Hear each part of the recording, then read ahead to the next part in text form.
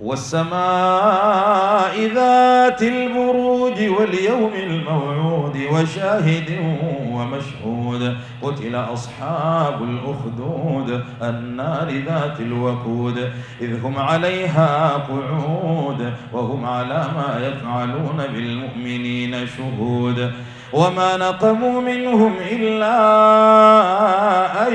يؤمنوا بالله العزيز الحميد الذي له ملك السماوات والأرض والله على كل شيء شهيد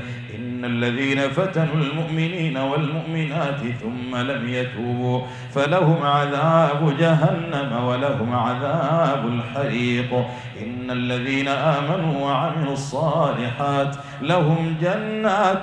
تجري من تحتها الأنهار ذلك الفوز الكبير إن بطش ربك لشديد إنه هو يبدئ ويعيد وهو الغفور الودود ذو العرش المجيد فعال لما يريد هل أتاك حديث الجنود فرعون وثمود بل الذين كفروا في تكذيب والله من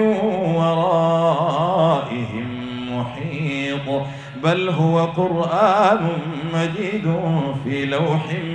محفوظ.